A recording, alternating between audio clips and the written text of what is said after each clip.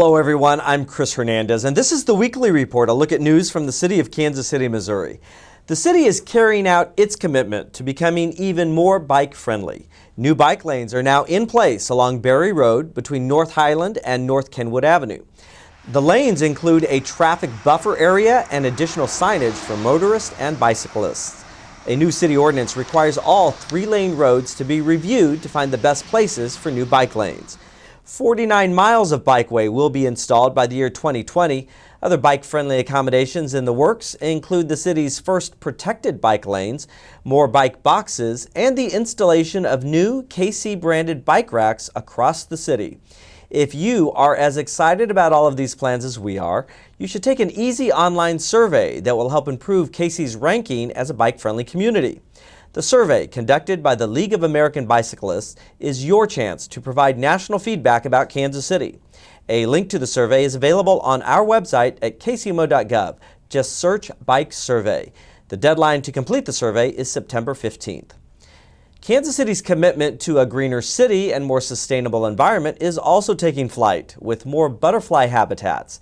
You may remember that just last year, Mayor Sly James signed the Mayors for Monarchs pledge to support increasing habitats for monarch butterflies throughout Kansas City. In June, the mayor proclaimed a Milkweed for Monarchs Day to encourage residents to plant milkweed to help save this iconic species. And now, the mayor presided over a ceremonial lease signing. Monarchs on the Move, a nonprofit dedicated to the butterflies, will lease 200 acres near Front Street owned by our Water Services Department. The group will plant and maintain the plot with native wildflowers and grasses that will benefit monarchs, pollinators, and other native species. If you'd like more information about the Mayors for Monarchs pledge, visit kcmo.gov and search Monarchs. It's been a busy summer in many other departments. Let's take a look.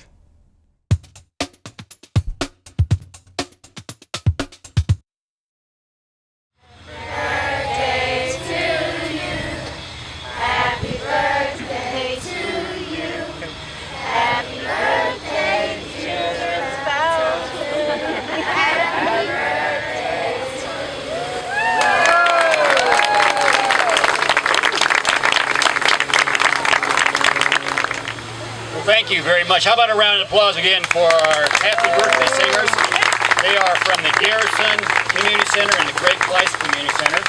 And Mayor Don Stilo gave you a quick welcome this morning. And as Mayor said, we now are in Kansas City, Missouri. We used to be in North Kansas City, and before that we were on Missouri State Highway property. So we actually were our third owner of this great piece of property.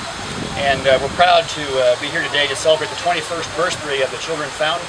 Quick question, who was here 21 years ago? Okay. That's a pretty good representation. We think this fountain's done pretty good in 21 years, but sometimes we say, fountain years like dog years, that's 7 to 1. So if you do some quick math, this fountain's 147 years old. And it was due for some renovation. When the fountain was first built, Tom Corbin was hired to do the bronzes. And then, of course, as you see behind us, those are great pieces. And those were recently restored through a renovation.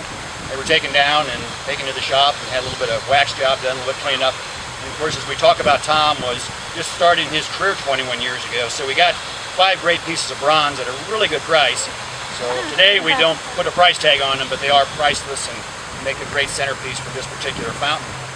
I can't believe it's 21 years old. It doesn't seem possible that we were out here 21 years ago. We actually took a family picture when we were out here, and I put that picture on my dresser, and it's been there ever since. And of course, when you look at the picture, the trees were a little shorter, and I guess none of us have changed at all in the picture. But anyway, it's amazing it's 21 years. As Mark was saying, this is the second Northland fountain. It really celebrates children of all life, so all walks of life. It's important because it sits at the junction of really 3 major streets here in the Northland with North Oak, Burlington, and then Highway 9. It's also a gateway to me that it's, depending on how you're going, it's either a gateway into Kansas City or a gateway into North Kansas City. So it's just a neat location here. We don't do anything in the Parks Department without great partnerships. And really with anything, if you have good partners, good things happen. So thank you all for everything. Thanks for being here, and it's a great day in North Kansas City. You know, this fountain represents, I think, the youth and vitality of our cities, North Kansas City and Kansas City, Missouri. And I think most of you will agree when you look around downtown and see all the construction, all the great stuff that's happening. Kansas City's a young town, and it's really just coming into its own. At this point, I'd like to ask Anita Gorman and her lovely granddaughter and a couple of assistants there to come up and help us unveil the plaque to commemorate this day. Anita?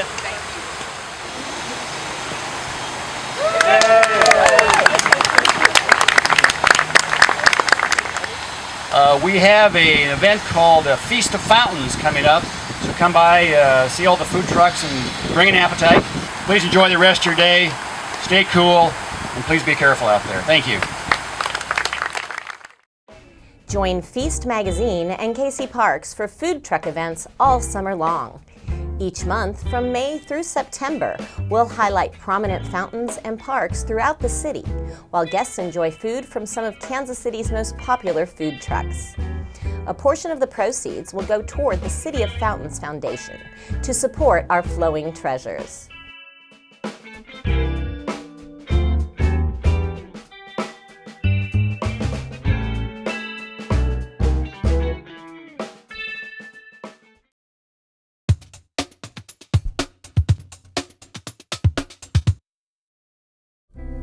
Hi, I'm Janet O'Hagan with Kansas City Convention and Entertainment Facilities, bringing you news of upcoming shows and events taking place at your city facilities. Bring the whole family and enjoy the 31st Annual Fiesta Hispania at Barney Alice Plaza on September 16th through September 18th. This is a 3-day free weekend event where you'll be able to get a taste of Hispanic foods and traditions from various parts of Latin America. Come and watch traditional dances and local performers on the main stage, and stay to dance the night away with international award-winning Latin artists that will be performing each night. The first annual Veterans Career and Resource Fair will take place on September 21st at Bartle Hall. This full-day event provides an opportunity for our veterans to access valuable resources that can propel them toward their career and educational goals. The general public is encouraged to take part in this event, and if you have an immediate job opportunity or just wish to support veterans in general, fair sponsorships and booth spaces at the event are still available. For more information, go to kcmo.gov/Veterans Fair. Sadie Robertson, reality TV star on Duck Dynasty and Dancing with the Stars, headlines the Live Original Tour 2016 coming to the Music Hall on September 24th. Sadie and her squad will bring with them motivational messages along with live music performed by Family Force 5, Love the Outcome, and more. For more information, go to liveoriginal.com. Bring the whole family to the American Royals' most exciting event on September 23rd and September 24th at Hale Arena. It's Kansas City's only PRCA rodeo and the most action-packed show of the America Royal season. For tickets, go to Ticketmaster.com or the Municipal Auditorium box office. To learn more about events taking place at Kansas City's convention and entertainment facilities, visit kcconvention.com and click on the events calendar or call 816-513-5000.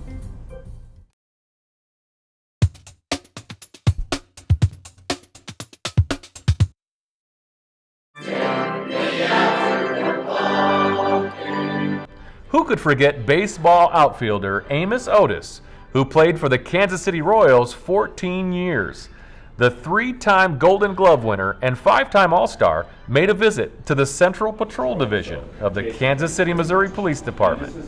The man, better known as AO to his fans, was there to help the Royals resume the baseball card giveaway program with KCPD.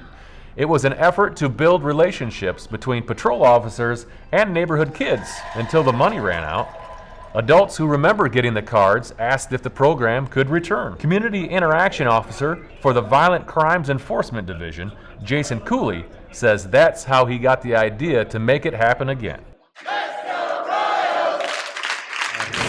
Thank God for the Royals organization and their foundation stepping forward and providing the cards. It's going to provide an opportunity for every single district card to have baseball cards in their trunk and in their vehicle and be able to hand them out when they come across kids in the community. It's an automatic positive touch, which that's very valuable on both sides. The kids need to see the human side of the police, and it's better for us to have personal contacts with the community to better see who it is we're serving. It's both sides taking ownership and becoming, coming together as community, which is awesome. The Kansas City Royals donated the cards through the team's charitable foundation as a way to support local law enforcement and help provide officers a positive way to interact with the communities they serve. It's amazing that he has taken the time to be here to do this for us, and I have fond memories of being a child. There's actually one game in particular I remember, and I can't remember, I want to say it was against the Yankees, but it was a multiple home run game. I mean, they were on fire. I remember Willie Aikens hitting a home run. I remember Amos Otis hitting a home run. I'm sure George Brett probably had one in there as well. Frank White, all the bats were on fire that day. So it's an awesome opportunity for him to be involved in this and to get to meet him today. During the program relaunch, officers gathered in the roll call room of Central Patrol to enjoy pizza as Royals Hall of Fame center fielder Amos Otis signed autographs and posed for pictures. I want to tell you, I feel very well protected. I can tell you that much with all these officers around here, and I'm enjoying myself. It's nice to be here also. Each of the city's 6 patrol divisions will pass out the baseball cards. Kids are encouraged to approach police officers for the baseball cards when their emergency lights are not on. I'm Sergeant Matt Fisher. Have a safe week.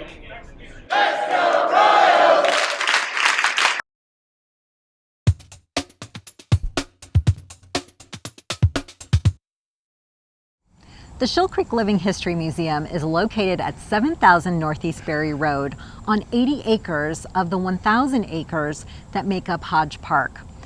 The museum includes 21 structures. Several of them were built in the 19th century.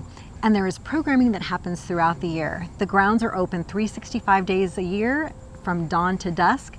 And we have upcoming programming that is happening here at the museum in the fall that is supported by the Neighborhood Tourist Development Fund. And here to tell us all about the museum and the upcoming programs is Chris Stockton, who is a board member and a reenactor here at the museum. Chris, thank you for having us out here at the museum on such a beautiful day. Nice to have you guys here too. Chris, how long has the museum been open? Since 1975. Since 1975. Yes. And here at on the grounds, you have buildings that were actually relocated from surrounding counties to give this kind of a village feel. So that's what a lot of people come out to see, correct? That is correct. And tell us about the Neighborhood Tourist Development Fund supported events. The first one is the first Saturday in September, correct? That is correct. We actually have a first Saturday program that starts in May. It runs the first Saturday of every month through September. Mm-hmm. We also have a October Fall Festival that is the second weekend of October. We also have 2 other events in October. One is the Kids Safe Halloween, where they can come out and trick or treat and get candy from the reenactors. The houses are all opened up, or I should say the buildings are all opened up. We also have a adult fright night that is that you guys also fund, and we open the buildings up and we put reenactors inside and we scare the heck out of people. We also have the Visit with St. Nicholas at the end of the year. That is always a fun event for the kids. And a lot of these events have been going on for many years, so you have lots of families that probably come back from, yes, we do. From year to year. Yes, we do. And can you tell us more about, let's see, the first Saturdays? This is the last first Saturday, so you have to get in for the last one. What kind of activities happen on the first Saturday? The first Saturdays, well, this one is going to be special because this one is actually, we're portraying 1876, which actually was an election year, just as we're in an election year now. And they were going to vote for a president for the year. This is going to be fun. A lot of us are going to be political campaigning and stuff like that. Interesting. So you'll see a lot more of that.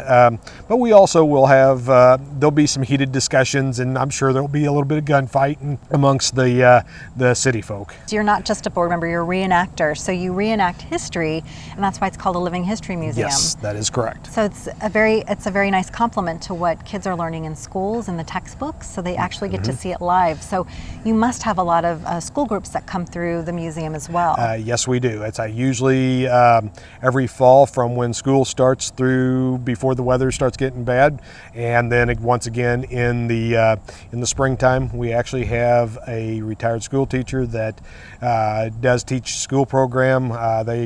We actually have a couple different type of school programs. One, they actually get to sit in and actually go through a day of school like it would have been back in the 1800s. And then we also have one where they actually go from building to building and talk to reenactors that tell them about the buildings and tell them what everyday life was like. Well, you have a very active year throughout, so and it's all run by volunteers. All of your programs are run by volunteers. Yes, that is correct. That's pretty impressive. Yeah, it's unlike any other museum. Not a single one of us gets any money for being out here. We do this because we enjoy history and we love what we do. Chris, with everything that's happening at the museum, how can people find out about upcoming events, schedules, and ticket prices? We have a couple different avenues. One is our website at shoalcreeklivinghistorymuseum.com. The other is through our Facebook page at Shoal Creek Living History Museum. Well, thank you so much for having us out today and for all of that you and the volunteers do to educate the public about history and for giving of your time. Well, thank you. The Neighborhood Tourist Development Fund supports local nonprofits that bring cultural, social, educational, and recreational activities to our area.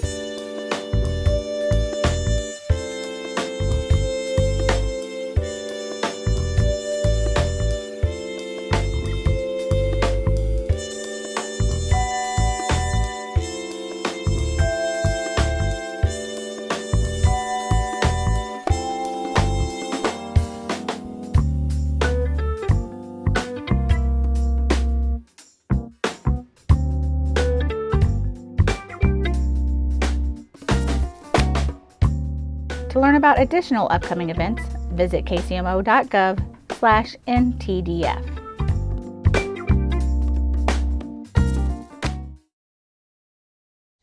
Have you ever wanted to tell the City Council where to go? Well, now is your chance. The City Council would like you to provide input on its priorities and its 5-year business plan. The input will also help shape the next annual budget. Residents are invited to participate in a citizen work session. You'll be able to play a Pick Your Priorities game and take part in a focus group about the objectives in the citywide business plan. Your input will help city leaders decide how your tax dollars are spent to improve delivery of city services. The 4 sessions are identical, so you only need to attend one. Citizen work sessions start on Tuesday, September 13th from 6 to 8 p.m. at the office of Northland Neighborhoods, Inc. at 4420 Northeast Shoto Trafficway. Another session is Thursday, September 22nd from 6 to 8 p.m. at Avila University in the Whitfield Conference Room. That's at 119th Street and Warnell Road. A third session is Saturday, October 1st from 9 to 11 a.m. at the Mohart Multi-Purpose Center, which is located at Linwood Boulevard and Wayne Avenue.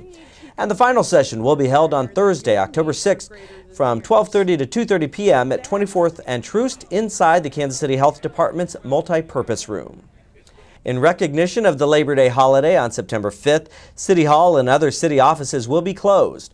Curbside trash and recycling pickup will move to the holiday schedule, which means it will be picked up one day later than the regular schedule. For example, residents who usually have Monday collection will receive the service on Tuesday, and residents who usually have Friday collection will receive it on Saturday. That does it for this edition of the Weekly Report. You can watch any of our original Channel 2 programs on demand and on your schedule. Just go to the city website, kcmo.gov, and search Channel 2. That page has a link to our YouTube channel, which shows all of our feature stories. And remember, our website is now search-based. Just enter keywords in the search bar rather than hunting for drop-downs. To stay in touch with us on social media, go ahead and like us on Facebook at the City of Kansas City Mo Government, and follow us on Twitter at KCMO. Thanks for watching. I'm Chris Hernandez. We hope you've had a great summer.